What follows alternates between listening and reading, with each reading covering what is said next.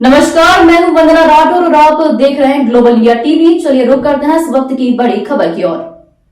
धर्मपुरी में विगत दिनों पुलिस प्रशासन के द्वारा नशा मुक्ति अभियान चलाकर कई जगह कार्यक्रम आयोजित करके शपथ दिलाई गई थी। अपना काम बनता तो भाड़ में जाए जनता, ऐसी कहावत को सच साबित कर रहा है आबकारी विभाग और पुलिस विभाग। यह कहना इसलिए लाजमी हो जाता है, धर्मपुरी नगर एक पवित्र नर्मदा नदी का क्षेत्र है, जिसमें नर्मदा किनारे पर बसे ग्रामीण क्षेत्र भी आते हैं, जहां पर अवैध शराब बेखबर होकर ग्रामीण क्षेत्र में बिक्री हो रही है और स्थानीय पुलिस एवं आबकारी विभाग जानकर भी अनजान बना हुआ है। धमतरी क्षेत्र में धड़ल्ले से शराब बिक्री हो रही है और जब शराब का कारोबार धीरे धीरे शिक्षा के द्वारा तक चले गया है, किंतु धर्मपुरी आबकारी अधिकारी प्रज्ञा मालवी को अवैध शराब के स्थायी ठेके नजदीक से भी नजर नहीं आ रहे हैं।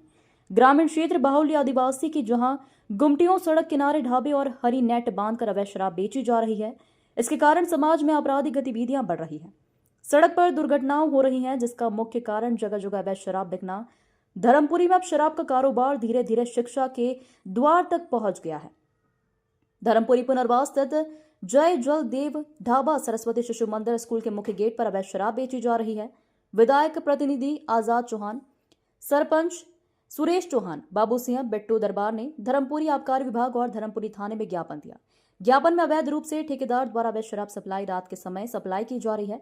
इसके ऊपर कड़ी कार्रवाई नहीं की गई तो हम बड़ा आंदोलन करेंगे और गांव-गांव जो बिक रही शराब बेची जा रही है उनके ऊपर रोकथाम नहीं किया गया तो हम बड़ा आंदोलन करेंगे। धर्मपुरी से ग्लोबल इंडिया टीवी के लिए निकी राठौड़ की रिपोर्ट। सिंह चौहान, विधायक प्रतिनिधि मनावर कालीबाड़ी। धर्मपुरी थाने पे आपने किस संबंध में ज्ञापन दिया आज? धर्मपुरी थाने में हमने दारू के संबंध में ज्ञापन दिया है, जहाँ की दुकानों से अवैध सप्लाई हो रही है और परिवहन से ज़्यादा ही दारू सप्लाई कर रहे हैं। तो दारू वाले रात में सप्लाई करते हैं, दिन में? हाँ, रात में भी गाड़ियाँ चल रही है, बोलेरो वगैरह, रात में ज़्यादा सप्लाई हो रही है।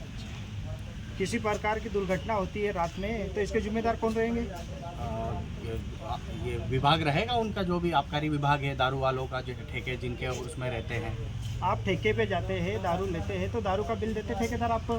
नहीं, अभी तक तो ऐसी कोई चीज़ें हमारे सामने नहीं आई है। हम उसी चीज़ के लिए आज थाने पे ज्ञापन दिया है कि अगर दारू बिक रही है तो किस प्राइस में बिक रही है, कितना पैसा लिया जा रहा है, बिल अभी तक किसी को नहीं दिया है। आपने धर्मपुरी आबकारी विभाग से कुछ बात करी थी?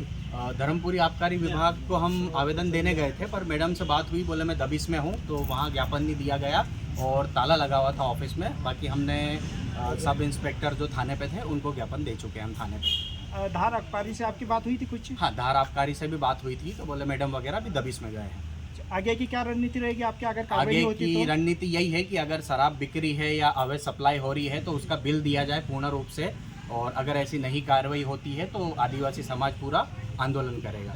Thank you. संध्या चौहान। आप धर्मपुरी थाने में किस संबंध में गए थे? सर, हम इस संबंध में गए थे धर्मपुर थाने में कि हमारे गांव में जो अवैध रूप से शराबें बिक रही है, इसलिए हम आए थे। तो ये धर्मपुरी में आवेदन देने आए थे, तो यहाँ पर कोई मिले नहीं। तो दारू कौन बांटता है आपके गाँव में? दारू ये मतलब ठेके वाले जाते हैं, पर मतलब अवैध रूप से जाती है और दुकान पर ही जाती है। दारू दिन में बांटते हैं, रात में बांटते हैं? रात में बांटते हैं और रात में मतलब किसी की मतलब वो आ सकता है आके, कोई इंसान को जान का खतरा भी हो सकता है। हाँ, और शराब पी के आपके गांव में कुछ आदमी उत्पाद भी मचा रहे होंगे? हमारे गांव में मतलब महिलाओं को कुछ लोग मारते कूटते हैं, परेशान करते हैं और कोई महिला पीड़ित भी हो जाती है।